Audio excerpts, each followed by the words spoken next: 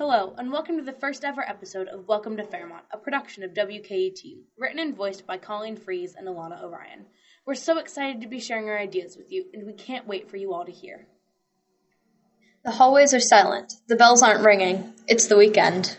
Welcome to Fairmont.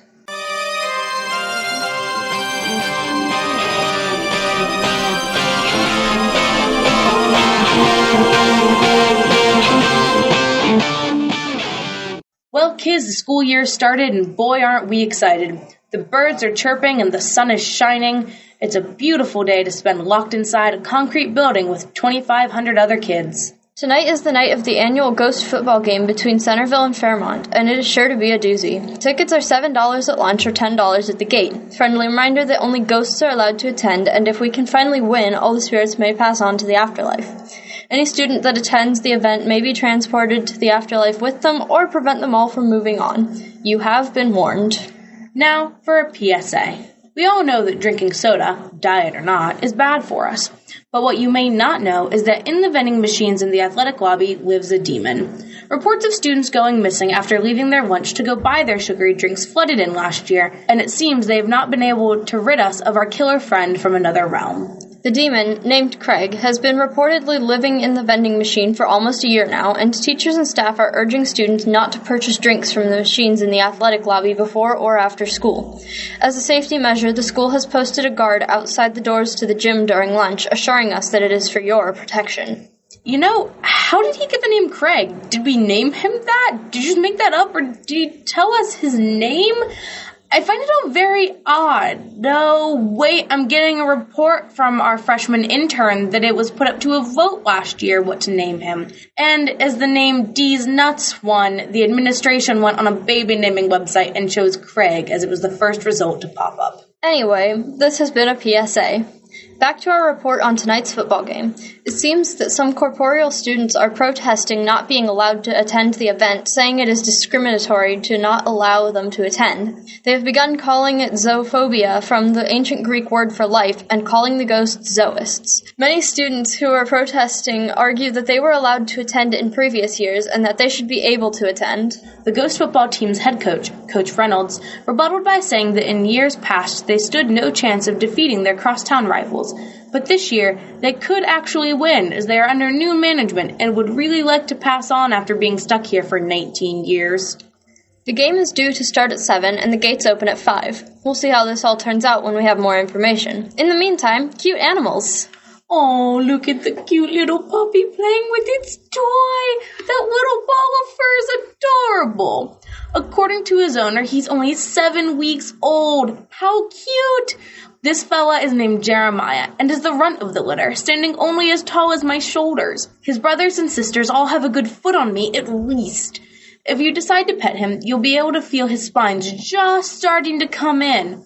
Although I wouldn't recommend it, since we all know that puppy fur is deadly without the proper protective gear on. Oh, it looks like they're tossing him another toy, as the last one was torn to shreds in his gaping, lamprey-like mouth. Good thing we have a problem with pig overpopulation, since pig number 3 got lost here all those years ago. Or I'd be worried about us running out of fresh, bloody pork for lunch next week.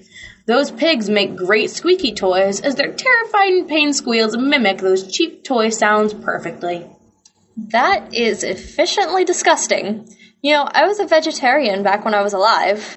Wait, when you were alive? Drop on by the studio tonight at midnight if you would like to meet Jeremiah and his siblings. Hazmat suits and proper protection provided. You must have a parent or guardian sign the liability form.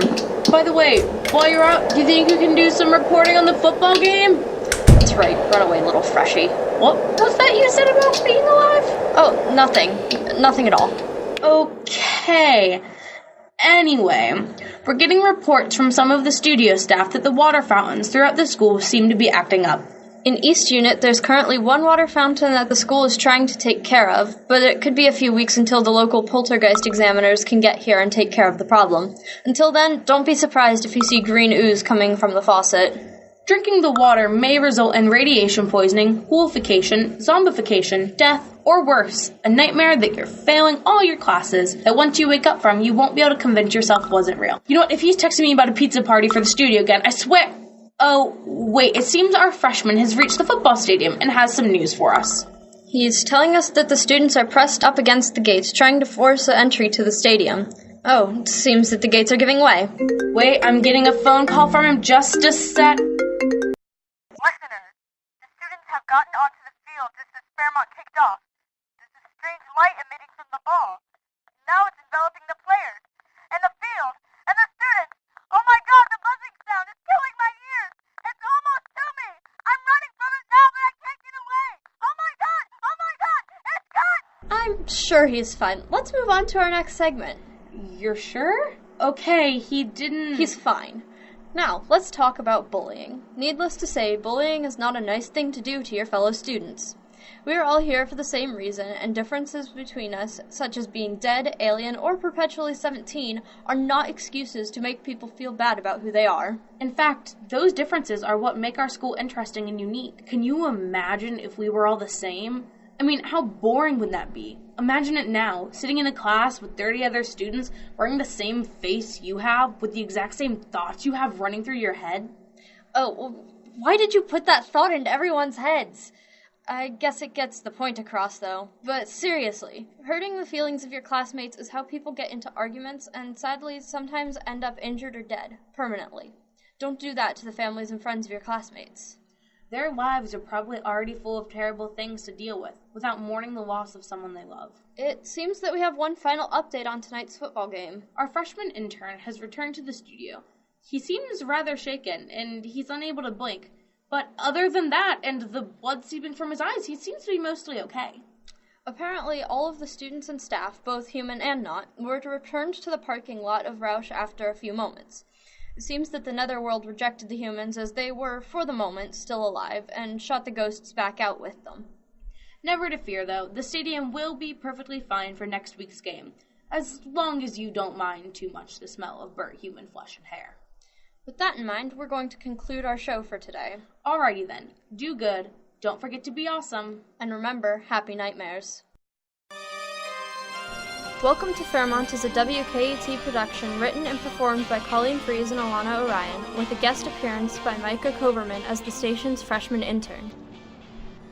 It is inspired by the podcast Welcome to Night Vale by Jeffrey Craner and Joseph Fink.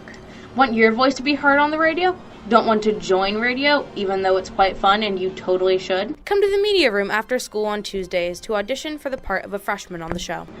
And no, you don't actually have to be a freshman to do it. Tune in 2 weeks for the next installment of Welcome to Fairmont. Until then, happy nightmares.